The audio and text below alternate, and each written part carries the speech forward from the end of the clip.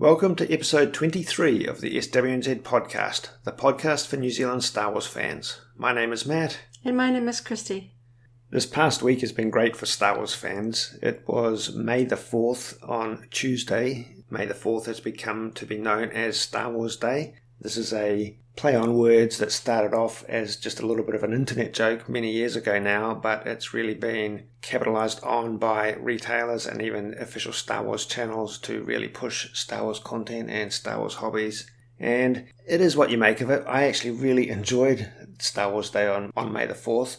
We spent a lot of time engaging in Star Wars hobbies and Star Wars content on our various websites, as well as SWNZ. We run a couple of other websites that I might as well just throw in here. Christy runs a website about Star Wars apparel and fashion called The Kessel Runway.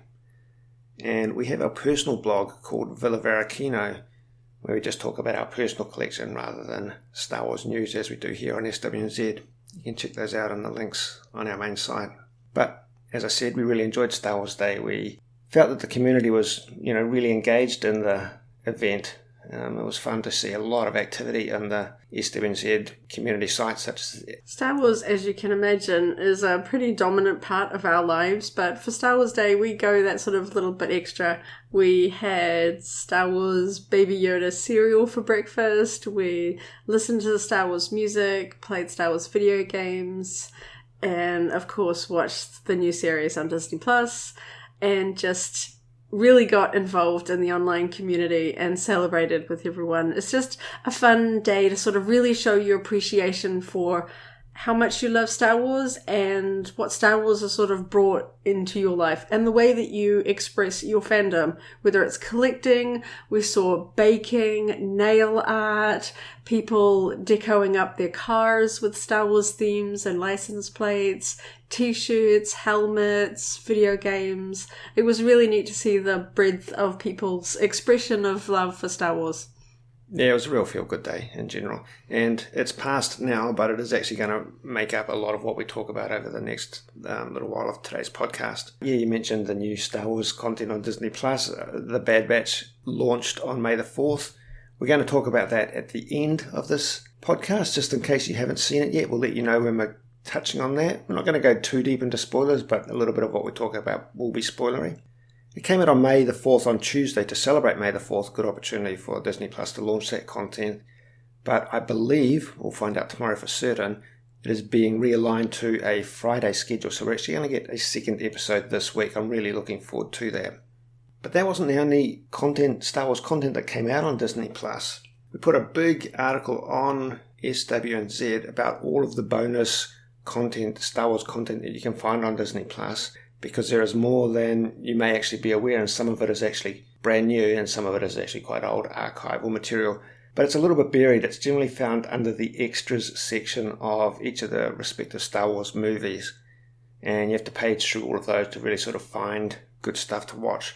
So we've broken that down on the SWNZ website, and you can just list your way through it, find what you want, and you know which movie that you'll find that material under.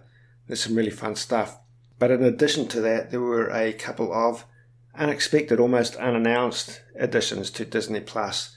Star Wars Biomes and Star Wars Vehicle Fly-Throughs were launched on May the 4th. Both of these are just sort of little digital ambient clips made up of Star Wars material. They're just sort of fillers. There's not a lot of story in there. They're just visual and audio experiences, but I think they're really cool. The Star Wars Biomes is a single, just under 20 minutes episode that takes us through a number of different environments, Star Wars environments, planets, and plays with the soundscapes and the visuals in quite an artistic way. And the Vehicle Fly-Throughs looks like it might have some further additions down the line, because it's referred to Episode 1 and Episode 2. These are fly-throughs of highly detailed digital models of the Millennium Falcon and a First Order Star Destroyer. They're only a few minutes each, but they're very fun just to absorb.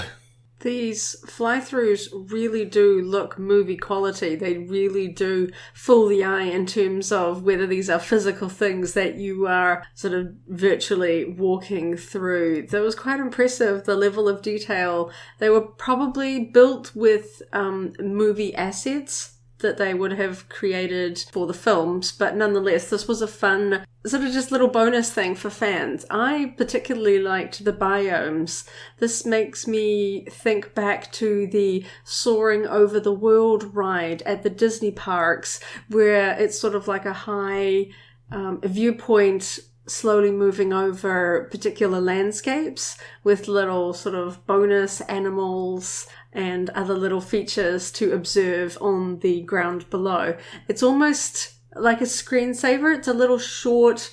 There are videos on YouTube that kind of evoke this sort of thing where you can put something on and it's kind of like a screensaver type thing, but at only 18 minutes.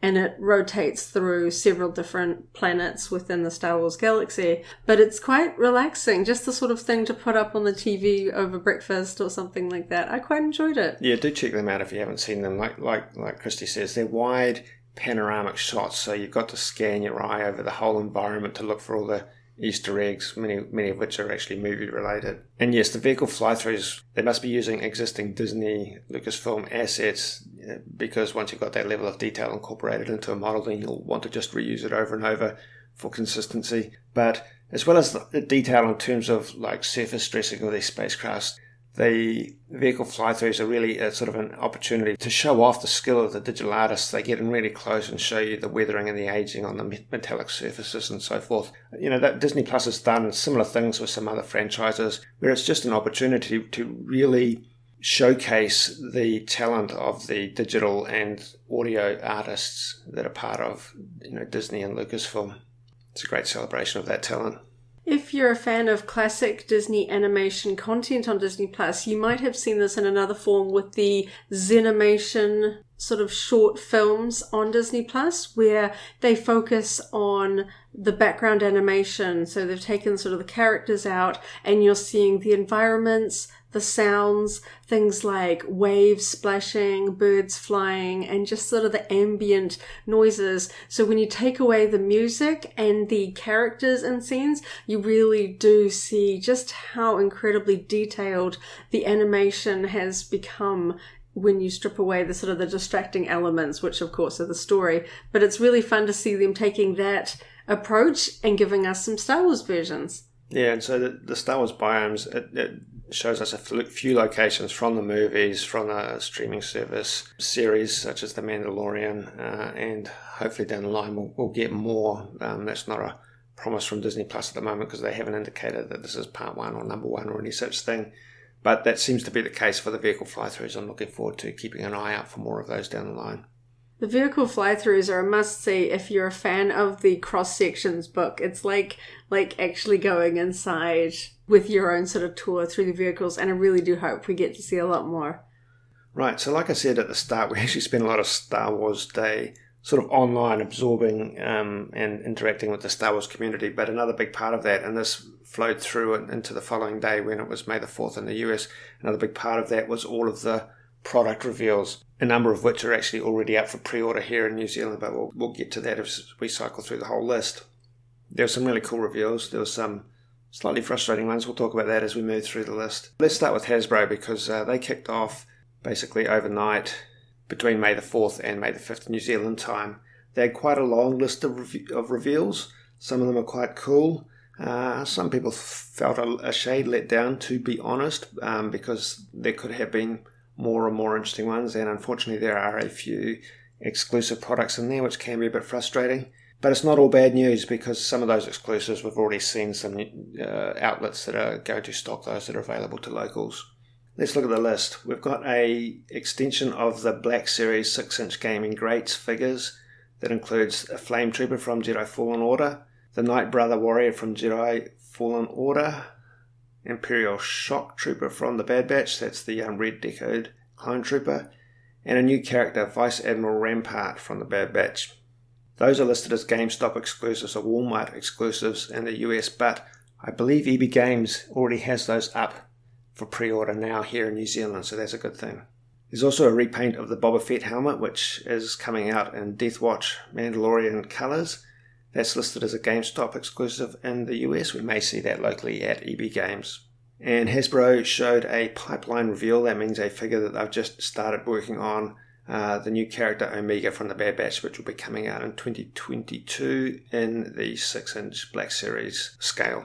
Hasbro did these reveals in a YouTube video like they have for previous sort of releases, and you can kind of get a feel for the collecting community sentiments in the comments. YouTube, of course, does attract its fair share of negativity, but there is one thing that seems to be a pretty clear consensus in that American fans even don't like the exclusives, in that it's hard to secure these items. And they're often exclusives to stores that don't really know how to handle things that are highly collectible. They might have a cheaper price point. Black Series are not that expensive in the US, but people do want a nice crisp box, particularly if you keep them carded or boxed. And a place like Walmart, that's not really... The packing staff is not going to really know what is a toy for a child and what is a collectible that needs to be kept pristine. And the sentiments of fans finding out that their orders were cancelled, or people buying out too much stock and dumping them on eBay, the whole exclusive sort of mentality does really twist collecting a little bit, and it's sad to see Hasbro was continuing with this even when the fans are getting a bit vocal about the fact that we don't really like this. It's a little bit different if it's, say, an Entertainment Earth exclusive. They are a company that is well versed with collectibles. They understand a lot of the collectible websites have like a pristine packaging promise, in that they will make sure that the people that pay that extra $1 or $2 get something that they can keep carded, whereas these types of stores are never going to understand that or offer it. No, so it'll end up on a shelf where it's not respected. And at least the likes of Entertainment Earth is accessible online. You're out of luck if you're somewhere else in the globe that can't get to a Walmart store. I mean, as a New Zealand example, we saw farmers get a number of Black Series exclusives, and unless you were able to get these things case fresh, put on the shelf that morning, they got pretty dinged up on the kids section toy store shelves pretty fast. Those metallic boxed figures scratched really easily. They scratched really easily. They were cardboard. The hangers broke, so they fell off the racks. And of course, the whole point of those figures was the collectible limited edition packaging. And as soon as you wreck that, it's not as good. And I don't understand why they had a high price point collectible in the kids section. The whole thing didn't make sense. I understand it with EB Games because they're targeting Star Wars fans and there's a significant proportion of collectors there. But the fact that Farmers had several exclusives in the Black Series line made no sense to me. So I can understand Americans getting really upset about the Walmart exclusives. Yeah, at least we're getting some of these exclusives to EB Games, but that's not without its problems, to be honest, as well. They do price them a little bit higher than arguably they should, which is a little bit frustrating. And they have a pre-order and stocking philosophy that has introduced a few challenges from time to time. I know a few people have encountered headaches with that. Sometimes with EB Games, they'll get it to you straight away like you expect. Other times it could be a year later and you're still waiting and they're like, it's delayed. And then there are times where they have just flat out cancelled and said, we can't get stock in because it was like a year later. And of course the item's no longer being made. So it can be a little bit hit and miss. And unfortunately with a lot of these exclusives, New Zealand collectors will end up having to go to places like eBay and other reseller collectible websites. So hopefully these will pan out for New Zealand collectors, that EB Games will come through for us. At least these aren't really sort of highly sought after mainline characters. We've got, for the most part, sort of army builder characters, troopers and the like. But we have seen things like this happen with like Revan figures, a named character, a popular character, and the nature of exclusivity and stockists has really tripped a lot of collectors up. So I guess we'll have to wait and see. Fingers crossed on that one. Having said that, of course, we love Star Wars. We're very positive Star Wars fans. We try to see the good in all Star Wars news. So it is good to see these new characters coming out in action figure format, and that they're generally some of them are generally accessible to New Zealand. But yeah, we do have a bit of a personal pet peeve against exclusives. It makes it hard to get the figures you really want. And maybe hear us talk about that at some point else down the line. It is a weird viewpoint. I mean, you've got fans that are very eager to give you money, and you're making them go through hoops and hurdles to get it. It's like, they're already eager. Don't put obstacles in the cash flow. Okay, so that conversation was kicked off by the Black Series figures. Also revealed were a number of vintage collection figures. Again, unfortunately, some of these are going to be Target exclusives, but there may be ways around that for Kiwis, and we'll touch on those. And those that we don't have information about, we will talk about on the SWNZ website as news becomes available. Previously, they did a prototype Darth Vader series where you had random colorations of the plastic that the limbs and body were made up of to sort of commemorate the test shot figures from the vintage era. A prototype retro Boba Fett in the 3.75-inch scale is going to be coming out. And the colour combinations for the limbs and body part mean that there's going to be a lot of variations on this. This is actually a Target exclusive. We don't know if this is going to be available in New Zealand. In the vintage collection, we are going to see Clone Trooper Echo. This is his Clone Wars variation rather than the Bad Batch variation of Clone Trooper Echo. And Off-World Jawa from The Mandalorian and Tebow the Ewok from Return of the Jedi. Those, I believe, are not exclusives. And I think Pop Guardian here in New Zealand might actually have some of those up on their website for pre-order right now. The Off-World Jawa, of course, will be an excellent addition if you have pre-ordered the Razor Crest. You might want to army build some Jawas to have them perhaps trying to scavenge pieces from the Razor Crest. He comes with an egg accessory. And also in the vintage collection, branded with the Lucasfilm 50th anniversary logo, under the original 96 line, so these are all based on action figure characters that were released as vintage figures back in the 70s and 80s. We've got the Death Star droid, Luke Skywalker in Endor gear, and a Tusken Raider. These are listed as Walmart exclusives, but I believe Zavvi, the Australian online retailer that ships for very reasonable prices to New Zealand, does have these, so that's good news. And finally, rounding out the reveals from Hasbro, the winner of the Vintage Collection fan vote was the Republic Trooper from Star Wars The Old Republic. Very happy about that, personally. This was a fan vote of figures that have been released previously, but for various reasons are still quite highly sought after. So if you missed out on the original issue of the Republic Trooper figure, this should hopefully be a little easier to find to fill that gap in your collection. It's a great figure. Having said that, I mean, it may be quite sought after. It may be a little bit of a battle to get hold of one or more of that. That's true. But, we'll chase it down. I believe he's going to come with that sort of updated paint decos. So he will be a shade different from the original version. I'm really excited to talk about the announcements we saw from Hot Toys and Sideshow Collectibles, though, because some of these just about made me fall out of my chair when I saw them. Top of the list is in the 12-inch scale, 1/6 scale, a Blurg and a Blurg Deluxe set with the Mandalorian. Those are actually up for pre-order from MyDac, but you can also buy them directly from Sideshow and a few other retailers. That Blurg comes on quite a solid base, so the Blurg itself is already elevated off the ground. You put a Mandalorian on the top of it, and that is a huge display piece. And I love that the Blurg, which has been around since the Ewok movies in the 80s, has been recreated with this amazing level of detail. I don't know, it's just a personal favourite of mine, and I'm really excited to see that. And it's a little bit surprising that we see it in that scale before we see it in some of the smaller scales, but yeah, it looks fantastic. Up until now, the Blurg's only been available in collectible form, mostly in the Funko range, pop vinyls.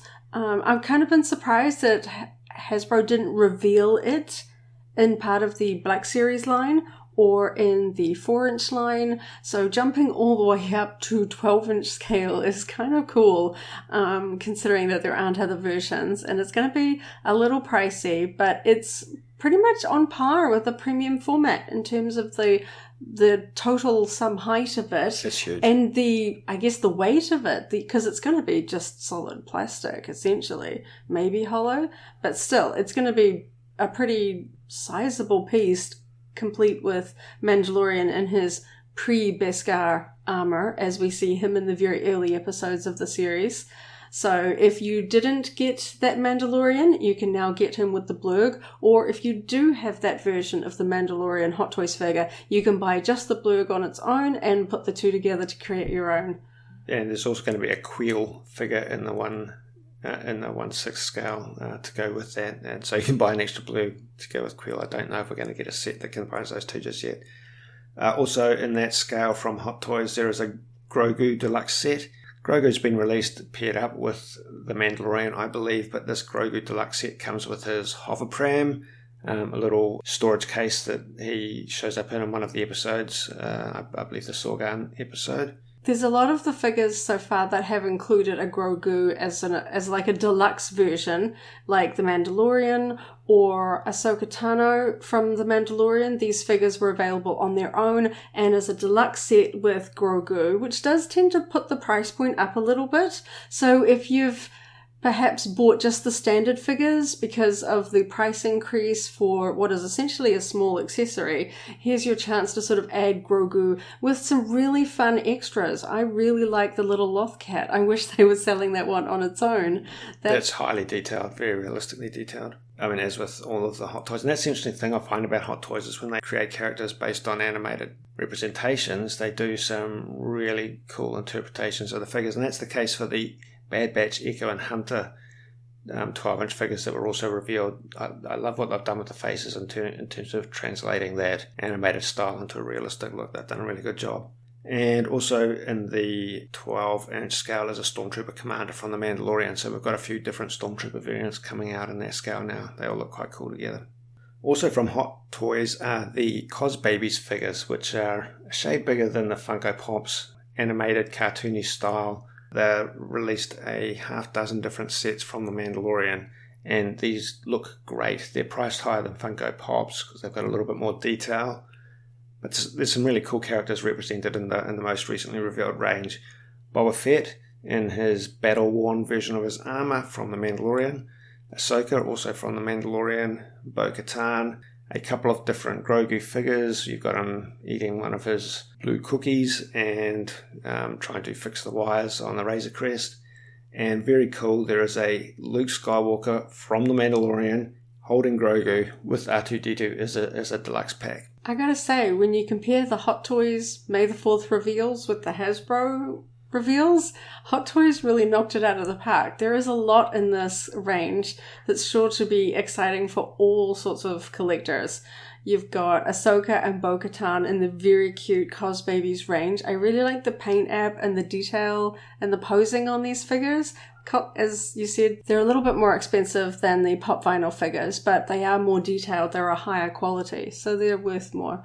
And that blurg, it's just such a neat thing that fans are going to get really excited. Reminds me of when Sideshow announced the life-size Baby Yoda and the internet goes crazy. Yeah. The fan reactions, it's just there are some things, that fans really, really want, I know Hasbro kind of has a duty to pump out all the second and third tier characters so you can flesh out a collection, but I feel like they really should have included at least one sort of really standout new character in their May the 4th lineup. Okay, so Hot Toys, the announcements kind of appeared with those from Sideshow Collectibles because in the US, Hot Toys are available through Sideshow Collectibles, of course, but directly from Sideshow. It's a really interesting new announcement we haven't really seen before to any huge extent. Animated style 12-inch figures. So not realistic versions of animated characters, but actually animated style Clone Wars, Anakin Skywalker, and Obi-Wan Kenobi. These look quite nice, and that's a pretty cool pair to get as a display set, I think. This is a really good fit for Sideshow. Their 12-inch toys are a little less detailed and a lower price point than Hot Toys figures, but that really works when you're going with an animated style. There is less facial detail to work with and less costume detail to have to render on these figures. So I am really keen to see if they're going to do more, whether this is testing the waters and see how popular these figures are. We might see more in this range. We'll see an animated Ahsoka. Yeah, put money on it. That's neat to see, because I do like the style of the Clone Wars animation, and it's been a long time since we've seen Hasbro do those old school classic animated style figures before they just kind of did everything in a classic Hasbro action figure style. So it's really neat to see. I know Gentle Giant's done a little bit of the animation things, but Gentle Giant's been doing animated style collectibles for quite some time, so it didn't feel quite as new as this animated style 12-inch figures. I'm really keen to see them. All right, and also direct from Sideshow is their premium format. That's quarter scale, very large. Ahsoka Tano. What do you think of that?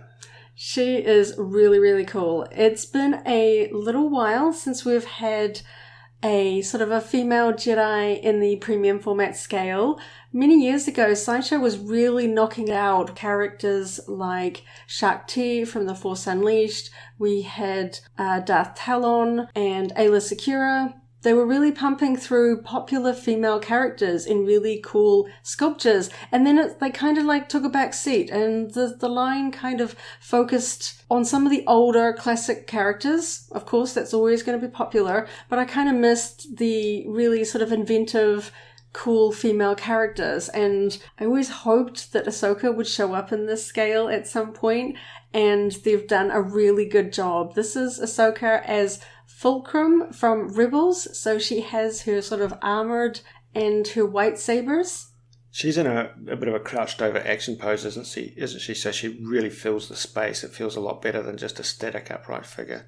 It's a cool display piece. Yeah, and she is available in 2 versions. Sideshow every now and again will do an exclusive version of one of their premium formats or their 12-inch figures, where if you buy it directly from Sideshow, there is an exclusive version where this Ahsoka Tano premium format statue can come in an exclusive version with a Morai little sort of add-on accessory, which is, of course, the sort of blue-green owl creature that is often seen with Ahsoka throughout the different series. So if you're a hardcore Ahsoka fan, you're going to want the exclusive version with that little extra accessory. It's really neat.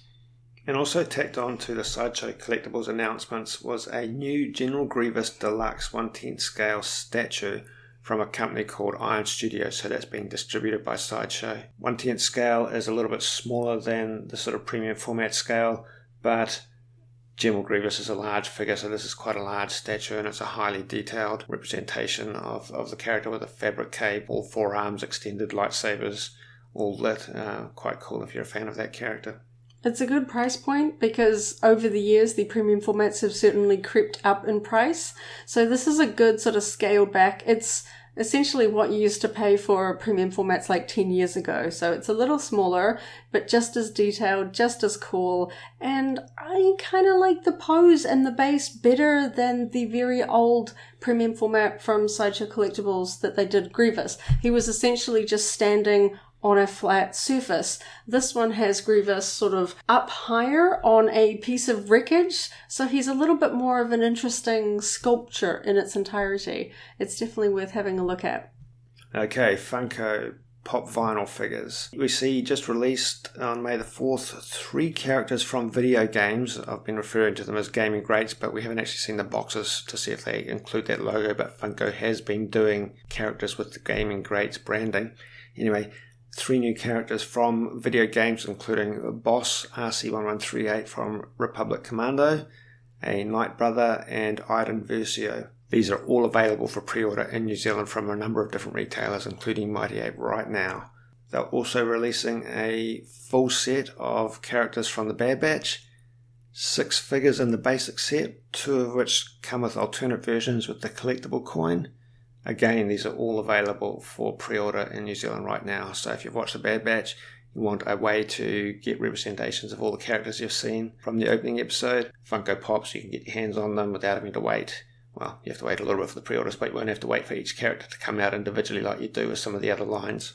Yeah, I feel like things like The Bad Batch, you want all or none. And it's just like, I'm a little hesitant to jump in with the Black Series because we don't know when that series is going to be complete, but Funko coming through with the whole set, yeah.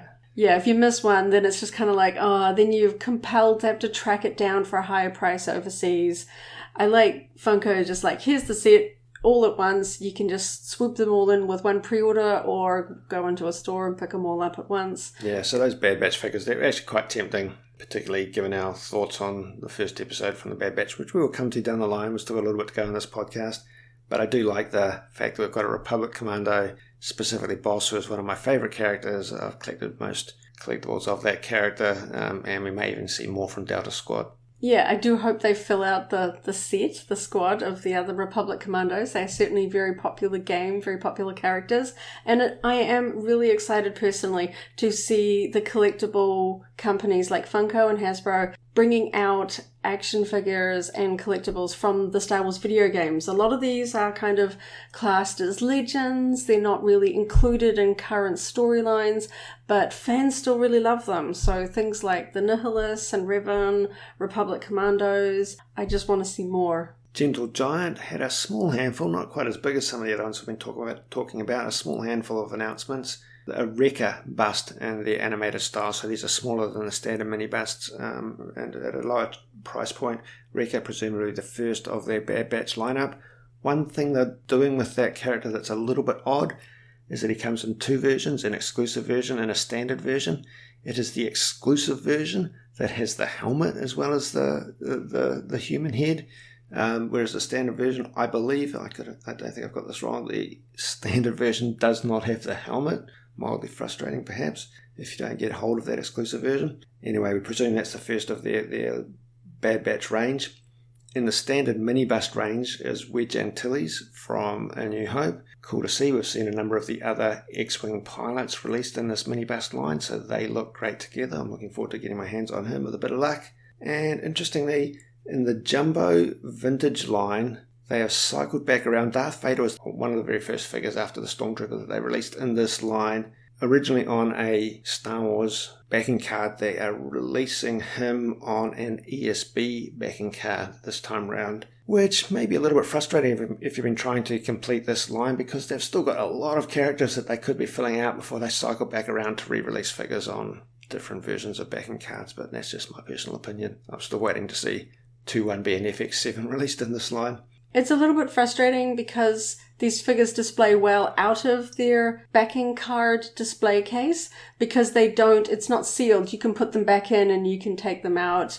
And it's essentially just the piece of cardboard behind him that they have changed for this not essentially, figure. It totally is, yeah. Yeah, so you kind of wish that they had jumped into some of the other more characters. Like, yeah, there are some really cool vintage characters that would be really fun to see in that blown up 12-inch scale, particularly ones that were never made as 12 inches back in the vintage era as well. So it's a little bit of a letdown for a May the 4th reveal, but I get that, yeah, there are going to be some people that don't have the first one, and this is a way of adding Vader to their collection. Okay, so that's all characters and statues and figures and so forth, but I'll throw one more into the mix, talk about the Herschel Bag Supply Company, because they preempted this and specifically went out of their way to release their new Mandalorian line of bags on May the 4th, and they are available in New Zealand. There is a New Zealand version of the website, and there are in fact stockists here in New Zealand.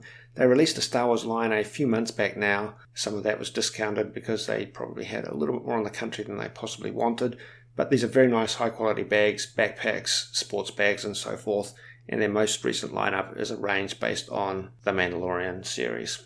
These are really trendy range of bags inspired by Star Wars characters and costumes without being too heavily emblazoned with logos and pictures, like the Loungefly bags that tend to be very bold and bright, inspired by characters. These ones are ones that you can use and no one's going to immediately know that they're Star Wars, but there's lots of little hidden touches. I especially like their Stormtrooper bags. Okay, moving on from product reveals, but still talking about Star Wars Day, we mentioned that we did a lot of things that related to Star Wars hobbies on Star Wars Day, and that included listening to Star Wars music. One thing I came across almost accidentally was a Star Wars playlist called the Star Wars Best Of, an official playlist that can be accessed through most of your music streaming platforms. If you go to disneymusic.co/Star Wars Best Of, there is a list that takes you through to Apple Music, Spotify, YouTube, Vivo, SoundCloud, etc. Over 70 different tracks from the movies, from the series, from the animated series and so forth, all, as far as I can tell so far, free to play through those various platforms. All the best of Star Wars in one place, easy to access. This is the perfect backing track for your May the 4th Star Wars celebrations, and a great bookmark for any occasion where you want to just have Star Wars music in your life. I never get tired of the main Star Wars theme. The award ceremony at the end of Star Wars, the theme to that still puts goosebumps on my arms and so forth. Can't get enough of John Williams.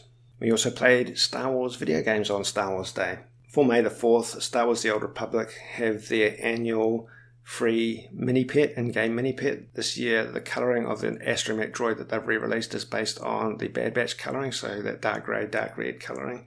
He is free if you log in during the week from May the 4th through to May the 11th. Double XP is available in Star Wars The Old Republic during that same time frame, as are 50% unlocks on collections, again within that same time frame window. And if you're looking for new Star Wars games to play, I believe they're still available. I checked earlier in the day. Both Humble Bundle and GOG.com have a huge discount, often 65% or more, on all the classic Star Wars video games available through Steam or directly on your PC. This is great if you're looking for a Star Wars video game to fill the space while you wait for the Lego Star Wars game to come out, which we're still waiting for, so it gives you time to check out some of the old classics while you wait. And some of those old classics are very, very playable, and they don't require necessarily a lot of time or quite the same level of investment as some of the modern games. And you also don't need a top-of-the-line gaming computer for a lot of these older classic games. So as I mentioned when we were talking about a lot of those May the 4th product releases, a number of things that we listed, the Hot Toys Cos Babies, a lot of the Funkos, some of the action figures are already available here in New Zealand, but there were a couple of other store reports locally that are worth just mentioning to round things out before we get on to talking about the Bad Batch. There's a Rainbow Pride Stormtrooper Pop coming out in the month of June. He's available for pre-order for $25 from Mighty Ape and other retailers. Adidas have released some new footwear. These are Stan Smith Yoda sneakers, so tennis shoe style sneakers. Plain white, generally speaking, but with a stark green Yoda face on the heel of the shoe, and the saying, "There is no try" down the side of the shoe. I believe that's in gold. So if you're looking for some tennis shoes rather than the sort of running shoe style that Adidas generally does with the Star Wars franchise, those are available locally now. If you're a little bit burned from some of the unfortunate Adidas Star Wars releases from earlier, where they took pre-orders and didn't deliver, these ones are actually in stock, so there's no issues there. Mighty Ape is running a Lego month this month. In terms of Star Wars products, we see that the new Star Wars helmets, the Biker Scout and TIE Pilot, are out, priced at $99, and the Probe Droid in that deluxe packaging is $129. For Lego month at Mighty Ape, you can get discounts on a lot of their Lego sets, and they have a prize draw that rotates through each week. This week, so closing on Friday, so you can still get in if you're quick, you buy any Lego product and you'll go in the draw to win a massive Lego prize pack each week, and this week it is a Star Wars prize pack. A lot of good Star Wars sets, Lego sets in that prize pack, and you just need to purchase any Lego item from Mighty Ape to go into that draw. New Zealand Mint continues pumping out collectible coins. One thing they did that was very short-lived in terms of availability was silver Beskar bars. This was a mintage of 1,000, but mysteriously 800 of them were pre-arranged, pre-ordered by an unnamed customer, so only 200 were available directly at the time of release. A very cool idea for a collectible, a bit of a weird way to release them, and quite hard to get, unfortunately. They've also cycled back around to their classic coin collection to release a Phantom Menace Anakin Skywalker in his Pod Racer coin, and as with their other classic collection coins, these coins come out in 3 different versions. They come out in a 1 ounce silver, a 1/4 ounce gold, and a 1 ounce gold version, each within a display box with a certificate of authenticity. EB Games, who we talked about earlier because they've got some exclusive figures up for pre-order, also have quite a large range of new t-shirts and hoodies and even a beanie, most of which, but not all, are based on scenes and characters from The Mandalorian. There is one original trilogy montage t-shirt that also appears on blankets, I believe, and such like. But there's some very neat designs, some cool artistic style versions of The Mandalorian in particular. Some of the products have graphics on the sleeves or the back of the garments. Quite a lot to list. You'll do better to actually jump over to SWNZ website or even the EB Games website to check out the full range of new apparel at EB Games. And finally, in addition to the new vintage collection figures that we've heard about being announced, some of which are available for pre-order, a bunch of anticipated figures are actually shipping, so arriving on collectors' doors if you pre-ordered them, but also available from Mighty Ape and other retailers. These include the likes of The Child, Boba Fett, Bespin Princess Leia, Snaggletooth, and Grief Karga, all from the 3.75-inch Vintage Collection line. Okay, now we're finally at the point where we can talk about the Bad Batch. We've saved this to last just in case you haven't seen it yet. If you haven't seen it yet, you should go and watch it. You can go and watch it right now or sit here and wait. Head off and do that right now. Okay, you're back. Big, long, 75-minute episode.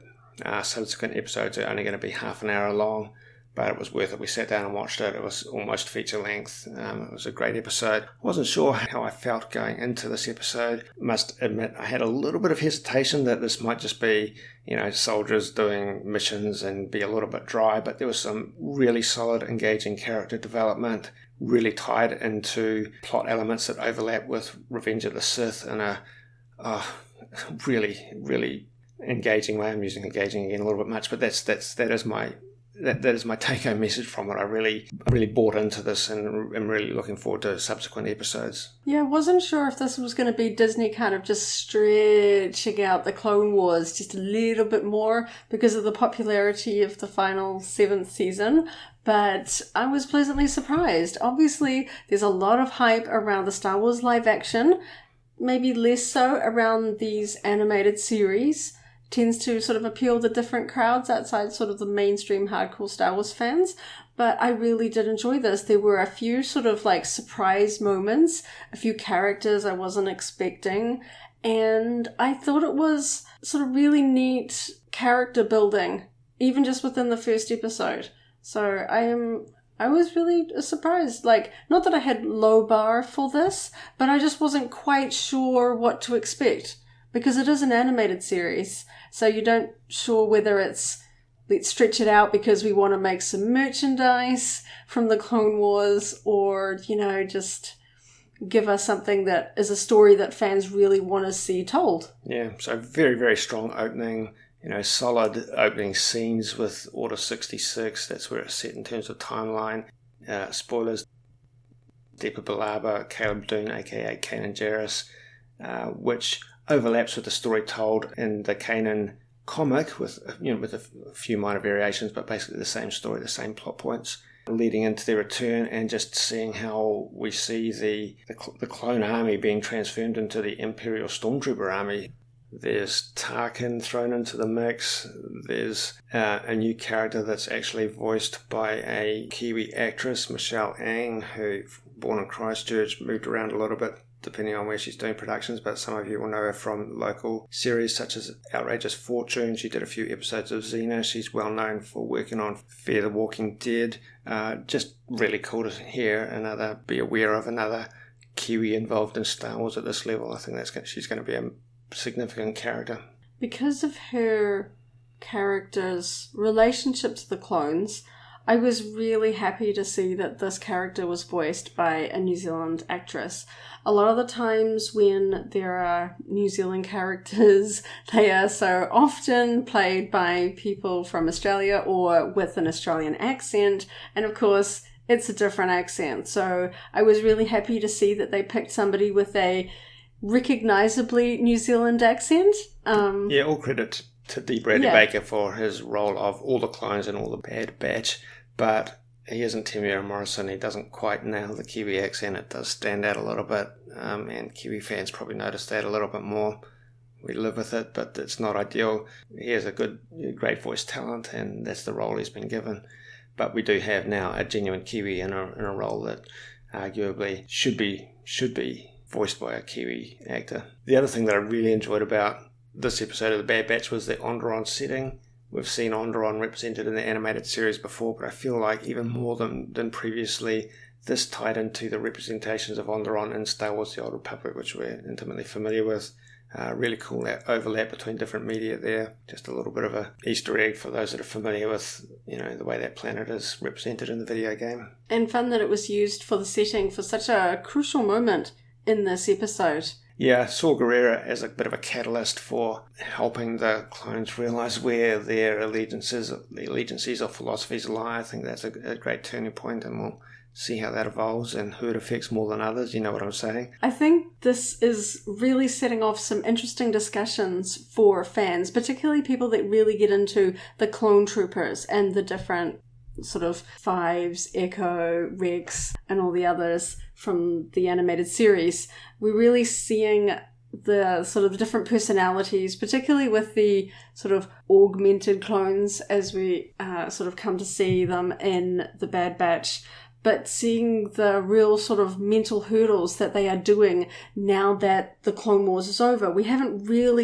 We see a little bit of that with Rex and the clones in Rebels, where it's some years down the track where they've had the time to kind of process. But we get it touched on a little bit in the Clone Wars, that the clone troopers know that they were created for one thing, but we haven't really delved into what these characters are going to do and feel once the war is over. You know, they want orders, they want to just be troopers, they want to be soldiers, but what happens when the sides are completely switched? It's not the Republic. They're not fighting for good anymore.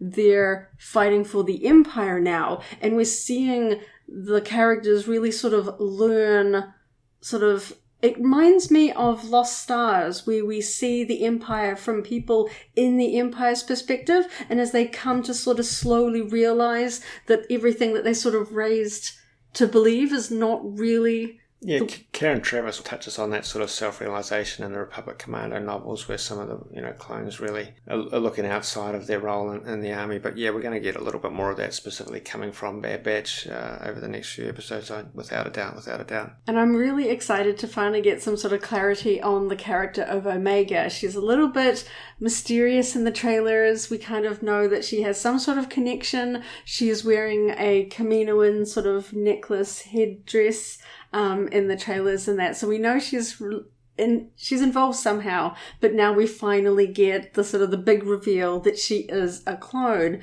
and a female clone. So that's going to be really interesting. Is she going to be something that was done purposefully but in secret, because she seems to have a close relationship with some of the Kaminoans? Or is she really, air quotes, defective? Is this something sort of like Jurassic Park, life finds a way? Unintended, that something has gone sort of a little bit awry and she's come out female instead of the intended male. So it'll be interesting to see how they sort of really play on that, and how her connection to the Bad Batch, she seems gravitated well towards them than any of the other clones. That could have been really weak. That could have been quite, trite in terms of, the kid that needs protecting and so forth. But I found it actually quite believable. It wasn't like a annoying tag-along kid. I thought the character sort of travelled those sort of hurdles and sort of found her place and helped out. And she started revealing her skill set. She has some weapon proficiencies, and we'll undoubtedly see her become more and more part of that team down the line, I think. Well, because in the Clone Wars, we see young Boba working with bounty hunters, and he's not fully realized as an older clone. He hasn't gone through the clone trooper training that we see depicted in Attack of the Clones. So we would assume that this new female clone is going to be kind of similar in her innate abilities. And I'm really keen to see how this character progresses in these upcoming stories. It's an interesting addition. I wouldn't have thought that they would bring in sort of such a unique character, because obviously they've kept it secret. All the promotional sort of focus has been on the Bad Batch characters, and of course we also see the issues with Crosshair coming in, and I think fans can kind of see where that's going to go. Did you notice with the version 2 of his helmet, after he had his interaction with Tarkin, as well as the green visor, his sort of respirator tips at the front of his helmet had a green tinge to them. So yeah, very strong Death Trooper vibes going on there. I almost hope that they're not. Sure, they're going to want to try and rescue him and bring him back into the fold, but I almost hope that he sticks around as an adversary for a while. I think that'll be more interesting in some ways. Yeah, I think he'll be an interesting sort of villain to the piece, obviously, as well as the likes of Tarkin. And with Tarkin, does that mean we're going to see Vader in this somewhere? But yeah, I would love to see them sort of show us the development and the sort of the genesis of the Death Troopers, them being an elite force. He certainly would fit that description, and how the transition of these different specialist clone trooper groups, if they're related at all to the different sections of Imperial troopers that we see. Biker Scouts, Snow Troopers, and all that kind of stuff. Are we going to see them developing specific skill sets?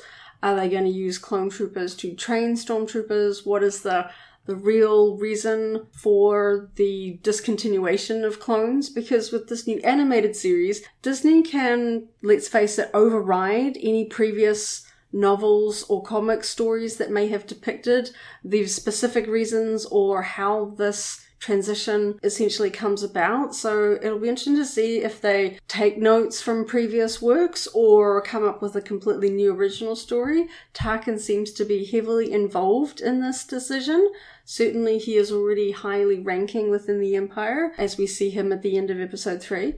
So it'll be interesting to see if we sort of dive more into that, because certainly in the Clone Wars series we did really have some really sort of in-depth, more sort of intellectual moments, particularly with Omega. I think we could really see some sort of soul-searching for the clone troopers, finding their place in the world, and then with Omega in the mix and how everything's going to fit together in this very turbulent transition period. And another fun little moment is that we have a cantina food fight in Star Wars. I thought it could have been silly, but I thought it was actually kind of fun, and showed the sort of tensions within the clone trooper ranks in this sort of uncertain period. So I thought it was quite well done. It wasn't too sort of like slapstick.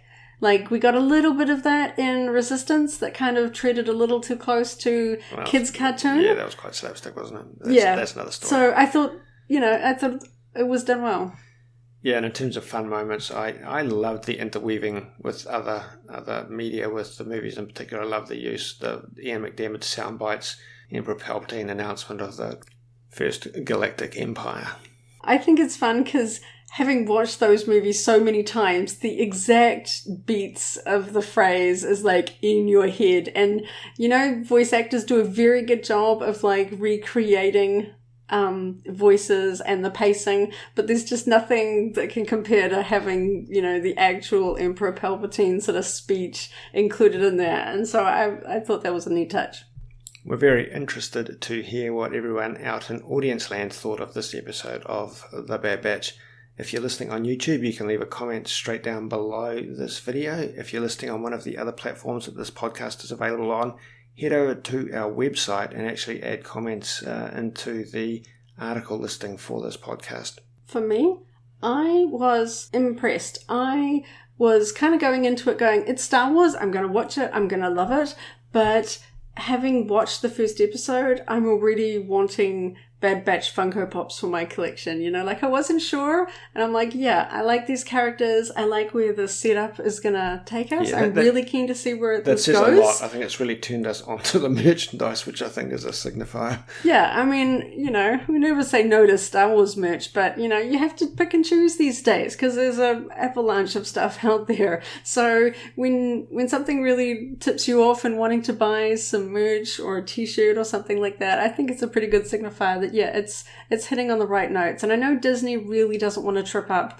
with Star Wars, and especially Disney Plus. That's their big breadwinner at the moment, so I'm happy to see that it's off to a good start. So the episodes of The Bad Batch are going to give us a lot to talk about. I've heard that there might be 14 or 16 episodes. I've heard different opinions. It's going to give us a lot to talk about over the next few podcasts. The SWNZ podcast comes out on Fridays, so moving forward we'll be able to talk about the Bad Batch episodes quite freely in the podcast, because there will have been a full week, so that gives everybody time to watch it, so we won't have to be quite as delicate about warning you that spoilers are coming up. So we look forward to watching that next episode, Friday New Zealand time with a bit of luck, and subsequently on further Fridays for a good few months yet. Oh, and one last moment. I so want to make Wrecker's Tuka doll. It's very, very cute. I've seen some fans already DIYing this toy, and I wouldn't be surprised if we see a merchandise version of that toy. It's pretty cute. Indeed. So that's about it for this installment. I guess we are done doing talking. Thank you all for listening in. We really appreciate it. Stay tuned to our website, SWNZ.co.nz, for Star Wars news for New Zealanders and another podcast episode next week. Jump on over to either our Facebook group or the SWNZ message boards to discuss all the latest Star Wars news with other Kiwi fans. Thank you for listening. And may the Force be with you. If you enjoyed today's podcast, go ahead and like the video, check out the SWNZ Podcast playlist for our other episodes, and subscribe for alerts about new episodes. See you next time.